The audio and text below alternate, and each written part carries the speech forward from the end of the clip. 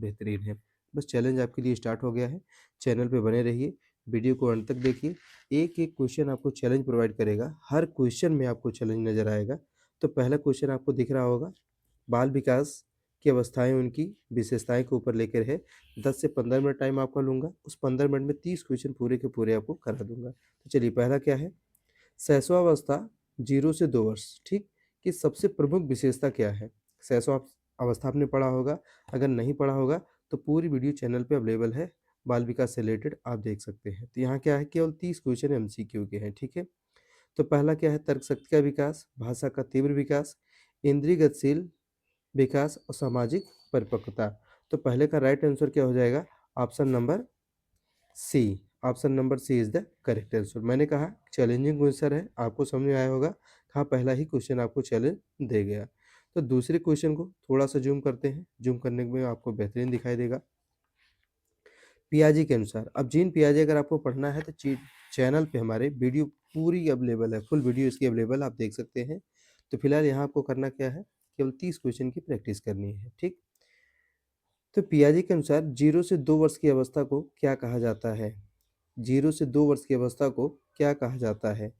पूर्व संक्रियात्मक अवस्था, ठोस संक्रियात्मक अवस्था, औपचारिक संक्रियात्मक अवस्था, संवेदन गतिशील अवस्था। ये 4 अवस्थाएँ हैं।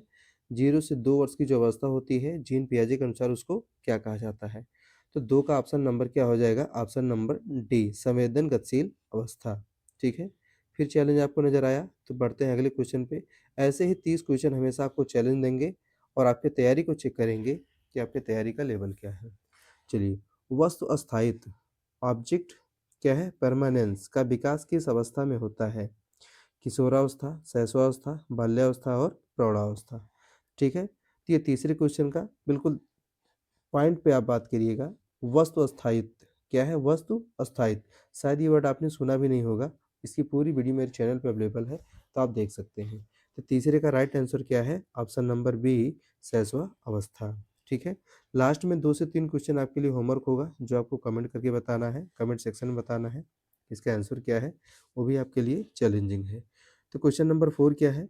प्रारंभिक बाल्यावस्था 2 से 6 वर्ष। चलिए 2 चीज़ आपकी तैयार हो रही, एक तो क्वेश्चन आपका तैयार हो रहा है और उसके बाद प्रारंभिक बाल्यावस्था का टाइम आपको मिल जा रहा है कि 2 से 6 वर्ष की जो अवस्था होती है उसको हम क्या कहते हैं? प्रारंभिक बाल्यावस्था। इसकी मुख्य विशेषता क्या है? आपको बताना है इसकी मुख्य विशेषता। अमूर्त चिंतन, आत्म केंद्रितता, नैतिक तर्क, सामाजिक उत्तरदायित्व। तो इसका राइट आंसर हो जाएगा ऑप्शन नंबर बी का, आत्म केंद्रित। चलिए अगला क्वेश्चन,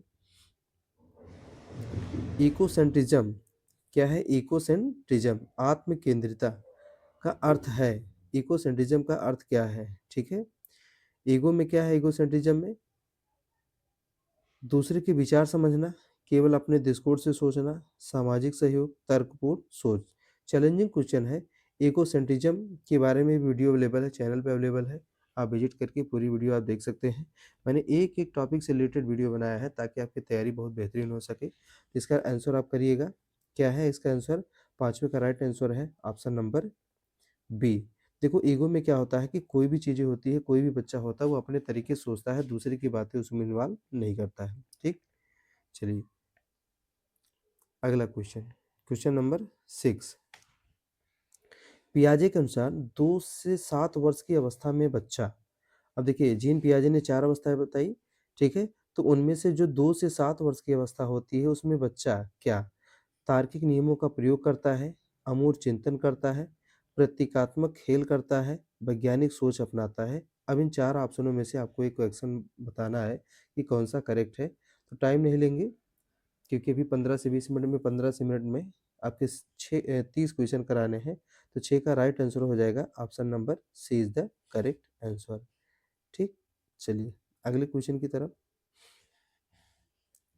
मध्य बाल्यावस्था 6 से 12 वर्ष। आप ये नोट करते रहिएगा कि जो मध्य बाल्यावस्था होती है उसकी एज क्या होती है? 6 से 12 वर्ष में कौन सा विकास प्रमुख होता है? भावनात्मक अस्थिरता, कल्पनाशील सोच, ठोस तार्किक सोच, अमूर्त तर्क। बेहतरीन क्लास चल रही है। 7वां क्वेश्चन आपके सामने है, तो 7वें का जो राइट आंसर हो जाएगा option number C is the correct answer, तार्किक सोच, ठीक? चलिए ये क्या है? संरक्षण की अवधारणा क्या है? कंजर्वेशन। संरक्षण की अवधारणा का विकास किस अवस्था में होता है? संरक्षण की अवधारणा का विकास किस अवस्था में होता है? शैशवावस्था, प्रारंभिक बाल्यावस्था, मध्य बाल्यावस्था, किशोरा अवस्था। तो क्वेश्चन नंबर 8 का जो राइट आंसर है ऑप्शन नंबर सी, मध्य बाल्य अवस्था। तो संरक्षण की अवस्था किससे रिलेटेड है? मध्य बाल्य अवस्था से। ठीक, चलिए नाइन्थ का जो है, किशोरावस्था की सबसे प्रमुख विशेषता क्या मानी जाती है? किशोरावस्था की सबसे प्रमुख विशेषता क्या मानी जाती है? शारीरिक स्थिरता, भावनात्मक परिपक्वता, हार्मोनल परिवर्तन, सामाजिक निष्क्रियता। तो किशोरावस्था की जो सबसे मुख्य विशेषता मानी जाती है वो क्या होती है? हार्मोनल परिवर्तन। जब बच्चे टीनेजर्स में पहुंचते हैं तो उसमें धीरे धीरे हार्मोनल चेंज आना स्टार्ट हो जाता है। ठीक, चलिए क्वेश्चन नंबर 10, किशोरावस्था में किस प्रकार का चिंतन विकसित होता है? ठोस चिंतन, प्रतीकात्मक चिंतन, अमूर्त चिंतन, संवेदनात्मक चिंतन। इन चार ऑप्शन में से आप लगाइए, लास्ट में स्कोर चेक करिएगा आपका कितना करेक्ट हुआ। ठीक है, तो रॉन्ग और राइट करते चलिएगा कि आपके क्वेश्चन कौन से सही है कौन से गलत है, क्योंकि मैं लास्ट में आंसर भी आपको बता रहा हूँ। 10वें का राइट आंसर क्या है? Option number C is the correct. चलिए 11वां देखिए, बहुत बेहतरीन क्वेश्चन है। पहचान का संकट, ऐसे ही क्वेश्चन आपको सीटेट में पूछ लिए जाते हैं, तो कभी कभी लगता है ये चीज़ें हमने पढ़ा ही नहीं है। पहचान का संकट क्या है? आइडेंटिफाई क्राइसिस किस अवस्था से संबंधित है?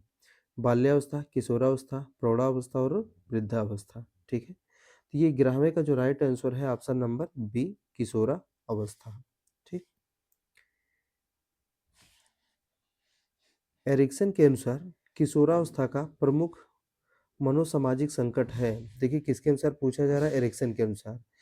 अनुसार क्या है? किशोरावस्था का मनोसामाजिक संकट आपसे पूछा जा रहा है। ठीक है ना, तो इस पे आप ध्यान दीजिएगा। विश्वास बनाम अंधविश्वास, अविश्वास, स्वायत्ता बनाम लज्जा, पहचान बनाम भूमिका भ्रम, परिश्रम बनाम हीनता। ठीक है, तो इसका जो राइट आंसर है 12 का option number C is the correct answer, पहचान बनाम भूमिका भ्रम। अगला क्वेश्चन, मध्य बाल्यावस्था में बच्चे किससे अधिक प्रभावित होते हैं? मध्य बाल्यावस्था में बच्चे सबसे ज़्यादा किससे प्रभावित होते हैं? माता पिता, शिक्षक, सहकर्मी समूह, समाज। तो 13 का जो राइट आंसर हो जाएगा ऑप्शन नंबर सी। जब मध्य बाल्यावस्था में बच्चे होते हैं तो उनका जो सहकर्मी ग्रुप होता है उससे सबसे ज़्यादा प्रभावित होते हैं। उस टाइम पे ग्रुपिंग होना स्टार्ट हो जाती है बच्चों के बीच में। ठीक है, तो माता-पिता की बातें कम अच्छी लगती हैं, जो बाहर के बच्चे होते हैं उनका जो दोस्त सर्किल होता है उस पे ज़्यादा वो रिलाई करना स्टार्ट कर देते हैं। चलिए 13, हम क्वेश्चन नंबर 14 पढ़ते हैं। ठीक है, प्रारंभिक बाल्यावस्था में भाषा विकास की विशेषता है। किसमें? प्रारंभिक बाल्यावस्था में भाषा विकास की विशेषता पूछा जा रहा है। व्याकरणिक शुद्धता, शब्द भंडार में तीव्र वृद्धि, अमूर्त शब्दों का प्रयोग, वैज्ञानिक शब्दावली। ठीक है, तो क्वेश्चन नंबर 14 का राइट आंसर हो जाएगा ऑप्शन नंबर बी। चलिए चैलेंजिंग क्वेश्चन चल रहा है, 30 के 30 आपको चैलेंज प्रोवाइड करेंगे।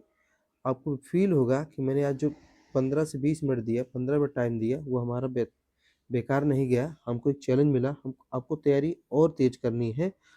आपकी तैयारी के लिए हमारे चैनल पे सभी वीडियो अवेलेबल है, फुल वीडियो अवेलेबल है, आप उसको देख सकते हैं। तो क्वेश्चन नंबर 15 है, शैशवावस्था में सीखने का प्रमुख साधन है। शैशवावस्था में सीखने का प्रमुख साधन है अनुकरण, तर्क, समस्या समाधान, आलोचनात्मक सोच। ठीक है, तो 15 का राइट आंसर क्या है? ऑप्शन नंबर ए, अनुकरण। जब शैशवावस्था होती है तो बच्चे एक दूसरे का अनुकरण करके ज़्यादातर सीखते हैं। ठीक, चलिए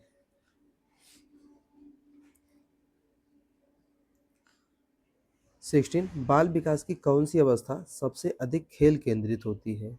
ये पूछा जा रहा है बाल विकास की अवस्था में सबसे अधिक खेल केंद्रित कौन होती है? यहाँ मेन चीज़ें यही है इस क्वेश्चन में। हमेशा ध्यान में रखिए कि जो इंपॉर्टेंट क्वेश्चन होंगे वो आपको थोड़ा सा चैलेंज प्रोवाइड करेंगे। ठीक है, जैसे शैशवावस्था, प्रारंभिक बाल्यावस्था, मध्य बाल्यावस्था और किशोरावस्था। इनमें राइट आंसर क्या हो जाएगा? 16 का राइट आंसर हो जाएगा ऑप्शन नंबर बी, प्रारंभिक अवस्था। ठीक है, समूह भावना का विकास किस अवस्था में अधिक होता है? समूह भावना का विकास किस अवस्था में अधिक होता है? शैशवावस्था, प्रारंभिक बाल्यावस्था, मध्य बाल्यावस्था और वृद्धा अवस्था। समूह की भावना पूछा जा रहा है और ये पूछा जा रहा है किस अवस्था में अधिक होता है। तो 17 का राइट आंसर क्या हो जाएगा? Option number C. ठीक। किशोरावस्था में भावनात्मक असंतुलन का मुख्य कारण सामाजिक दबाव, साम शारीरिक परिवर्तन, पारिवारिक वातावरण और शैक्षिक दबाव। किशोरावस्था में भावनात्मक असंतुलन का कारण पूछा जा रहा है कि इमोशनल इम्बैलेंसेस क्यों होता है, उसके मुख्य रीजन क्या है और किसमें? किशोरा अवस्था में। किसमें? किशोरा अवस्था में। ठीक। तो राइट आंसर क्या हो जाएगा? 18 का ऑप्शन नंबर बी, शारीरिक परिवर्तन। क्योंकि जब बच्चे किशोरावस्था में पहुंचते हैं तो उनमें चेंजिंग आना स्टार्ट होता है, परिवर्तन होता है, उनके शरीर में परिवर्तन होना स्टार्ट हो जाता है। ठीक है, चलिए। प्रारंभिक बाल्यावस्था में सोच का स्वरूप होता है, जो प्रारंभिक बाल्यावस्था होती है उनमें थिंकिंग का स्वरूप कैसा होता है, सोचने का स्वरूप कैसा होता है? तार्किक, अमूर्त, जादुई या वैज्ञानिक? तो 19 का ऑप्शन नंबर सी क्या होता है? मैजिकल होता है। ठीक। चलिए, बाल विकास की कौन सी अवस्था सीखने की न्यू मानी जाती है? बाल विकास की कौन सी अवस्था सीखने की न्यू मानी जाती है? क्या पूछा जा रहा है? कौन सी अवस्था सीखने की न्यू मानी जाती है? किशोरा, मध्य बाल्यावस्था, प्रारंभिक बाल्यावस्था और शैशव अवस्था। तो क्वेश्चन नंबर 20 का जो राइट आंसर हो जाएगा ऑप्शन नंबर डी, शैशव अवस्था। चलिए, क्वेश्चन आप बढ़ते रहिए, चैलेंज आपके लिए है। आप देख लीजिएगा, लास्ट में चेक कर लीजिएगा कितने क्वेश्चन आपके सही है। तो क्वेश्चन नंबर जो 30 है वो आपके लिए क्या है? होमवर्क का टास्क है। आप उसमें सही कर पाते हैं गलत, उसको आपको कमेंट सेक्शन में जवाब देना है। शैशवावस्था में भावनात्मक विकास का प्रथम रूप है प्रेम, भय, क्रोध और सामाजिक लगाव। ठीक है। तो शैशवावस्था, बाल्यावस्था, पूर्व बाल्यावस्था, ये जितनी भी चीज़ें हैं मैंने अपने चैनल पे पढ़ाया है। फुल वीडियो चैनल पे अवेलेबल है, उसको विजिट करके देख सकते हैं आप। इसमें ऑप्शन क्या हो जाएगा? 21 का जो राइट आंसर हो जाएगा option number D is the correct. Option number D is the correct. चलिए, बाल्यावस्था में नैतिक विकास का आधार क्या होता है? जब बाल्यावस्था होती है तो उसमें जो मॉरल डेवलपमेंट होता है उसका बेस क्या होता है, आधार क्या होता है? ठीक है। आंतरिक मूल्य, पुरस्कार, दंड, सामाजिक नियम, आत्मनियंत्रण। चारों में से राइट आंसर आपका क्या है? तो आप देखेंगे 22 का जो ऑप्शन नंबर बी है ये राइट आंसर है, पुरस्कार एवं दंड। किशोरावस्था में मित्रों का महत्व बढ़ने का कारण है। एक क्वेश्चन पहले भी था कि किशोरावस्था जब होती है तो उसमें मित्र मंडली बढ़ जाती है, बच्चों के अंदर फ्रेंड सर्किल बढ़ जाती है। तो इसका मुख्य कारण क्या है? स्वतंत्रता की इच्छा, भावनात्मक समर्थन, सामाजिक पहचान, उपरोक्त सभी। तो 23 का जो राइट आंसर हो जाएगा ऑप्शन नंबर डी, उपरोक्त सभी। किशोरावस्था से ये सभी रिलेटेड है। स्वतंत्रता की इच्छा भी होती है, बच्चे स्वतंत्र रूप से घूमना टहलना मस्ती करना चाहते हैं। भावनात्मक उनको समर्थन मिल जाता है दोस्तों का। सामाजिक वह पहचान बनाना चाहते हैं, तो इसलिए उनका मित्रों का महत्व बढ़ने का मेन रीजन ये तीनों है। ठीक। चलिए, 24 अनुकरण की प्रवृत्ति सर्वाधिक पाई जाती है। जो अनुकरण है उसकी प्रवृत्ति सर्वाधिक पाई जाती है किसमें? किशोरा, मध्य बाल्यावस्था, प्रारंभिक बाल्यावस्था और शैशवावस्था में। ठीक है। तो चारों में 24 का जो राइट आंसर होगा option number D is the correct answer.